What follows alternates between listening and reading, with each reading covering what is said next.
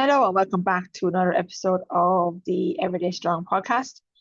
On this week's episode, I want to talk about something that maybe doesn't get talked about enough. We all talk about consistency and how important consistency is, and it is. Whether that be with nutrition or training, but I think something, especially in the context obviously of starting back into training and continuing on. Again, as I always kind of say, long-term approach is patience, and it's been patience with the whole process of it and the process of change and making changes and adapting things and not expecting everything to fall into place within the first couple of weeks. Um, because again, dependent on the person, it may take longer to develop habits, it may take longer to make changes, it may take longer to learn stuff.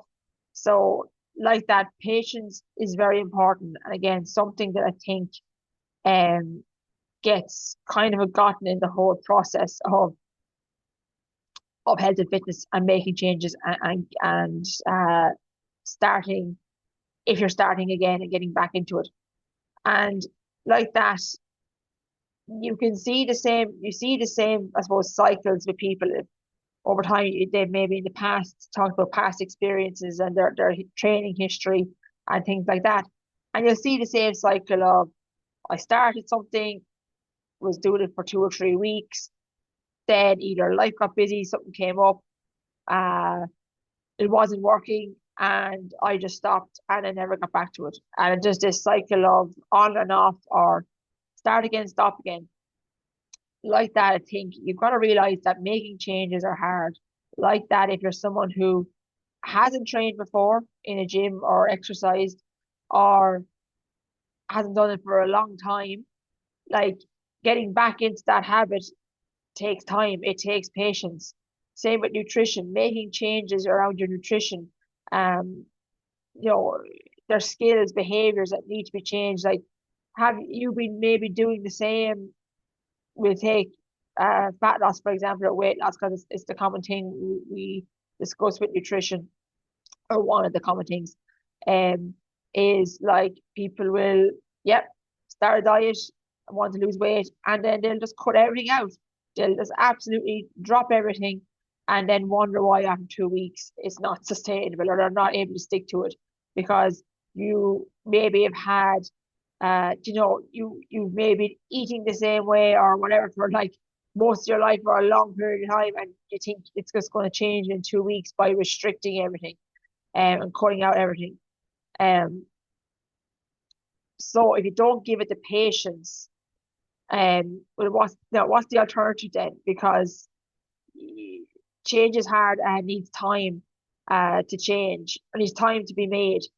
So I think that's a massive one. Yes, we hear a lot about consistency, but we don't hear a lot about, okay, we have to be patient with this. Yes, we can get to where I want to go to, but I think people's expectations around how long change may take, again, is very individual to people. If we take it, as I said, in the context of training or starting back into the gym, you know, common thing you will see is, too much too soon, not giving yourself time to adjust or to see what's going to work or what's not going to work. You know, progress feels a lot slower than you think. Well, if the goal is building muscle or the goal is getting stronger, it takes time. It takes maybe it takes a lifetime because like that, we are trying to make long-term lifestyle changes, not something we're just going to do, as I said before, 6 weeks before a holiday.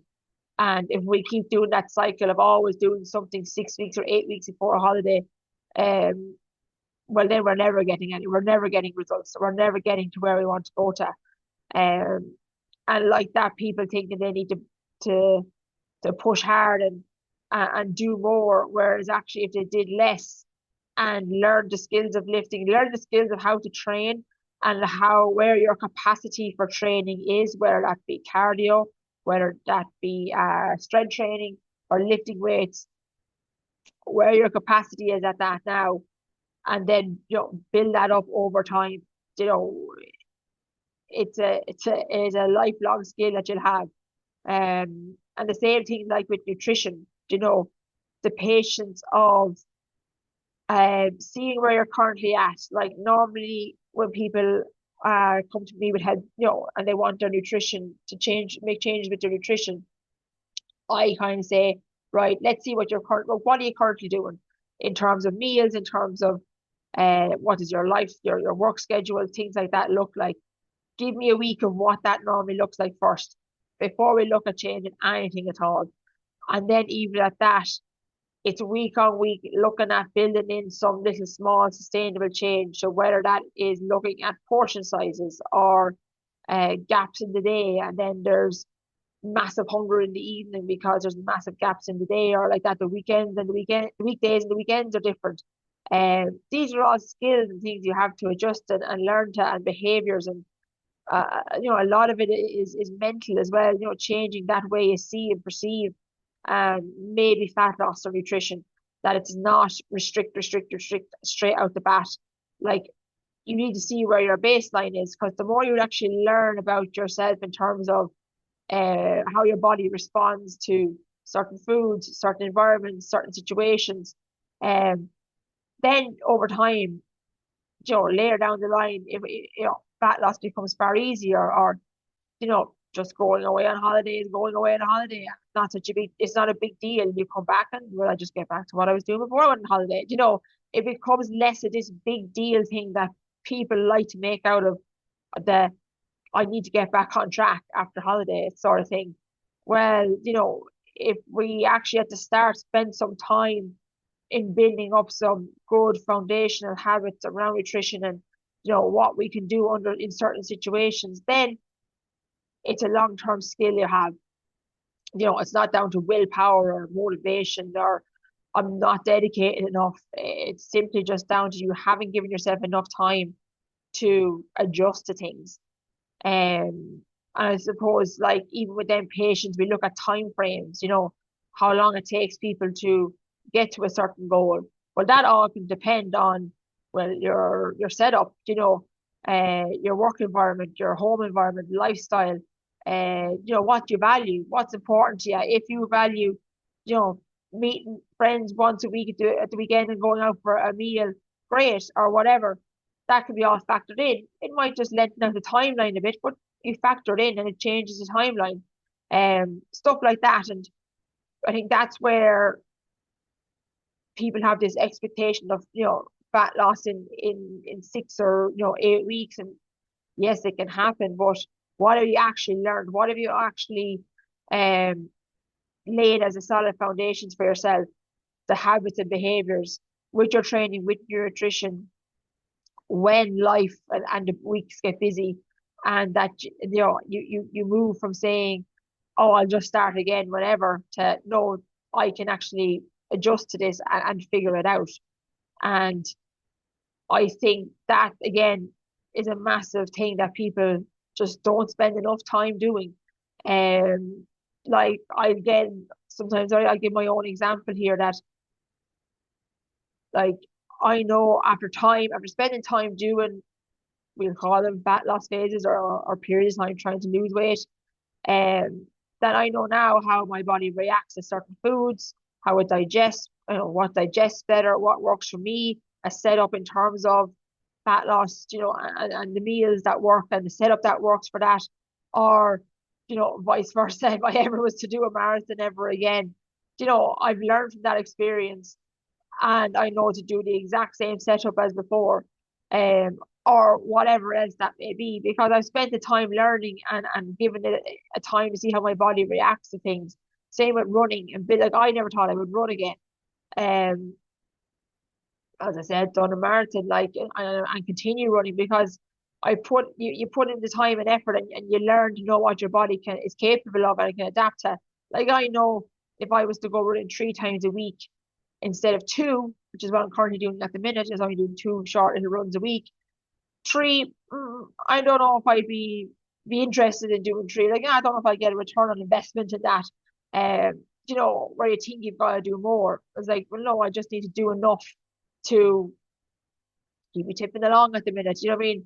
maintaining, like a few weeks ago, I got my fastest 5K I ever ran. So like this is why putting time and effort into these things and making changes and then learning, which is how to maintain it. You know, I think that's a thing that people don't realize needs practice. But that's where ultimately we should all be getting to is I get a fat loss, I lose weight or I have a fat loss result or whatever you like to call it. Okay, I need to maintain that. And that's actually the part where you want to get to then be able to do that long term and that you can output your training, your mood, your sleep, your everything is in top form and you're just maintaining what you're doing and it allows you maybe to push on with your training a bit more. Um, but like that needs time to put into it. And so that's what I'm trying to get to is we see all these, I suppose, 6 week whatever programs are before a holiday or you'll see it now after the summer into September, whereas we just need to give everything time and find what works for us and what worked for you from a training perspective and a nutritionist perspective that's going to align with your goals and be patient with it because you won't get it right.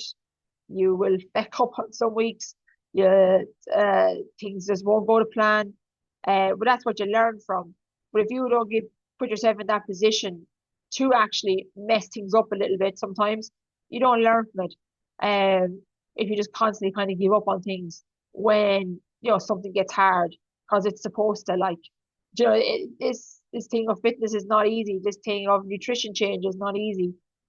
But the more you give up on it, well, then you're never going to get anywhere with it at all. So you might as well put in the time and effort and patience with it to then like long-term sustainable results with it.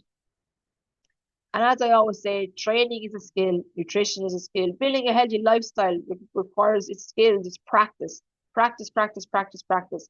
Skills take time to learn. And as I said, practice whether that's in the gym, with exercises, with a training routine, with nutrition, with a setup that's going to work for you, a calorie intake or, foods that that you will like and you look forward to eating. And then it helps you maintain your training and your energy and everything else. But I think be patient with yourself in learning these things. Because like that, they won't happen overnight. And you have to put in the time and energy and effort into it. So just something I'd like to cover a little bit different maybe than the usual stuff because I think it's something that people don't really, I suppose, value or realize. Is yes, consistency is one, but patience with it is another. So with that then, if there's anything I can help with, feel free to reach out. I have a link in the description for my Simple Strength Starter, which is a free resource that will help you with a 2-day program, get started in the gym. Very simple, keeping it simple, focusing on the main movement patterns that you need to know, learn and practice, and like that then, and the why behind it, and how to and where to start with weights and effort and things like that. So if you like that, you can click the link and get it there, just fill in your details. And until then, we'll chat again soon.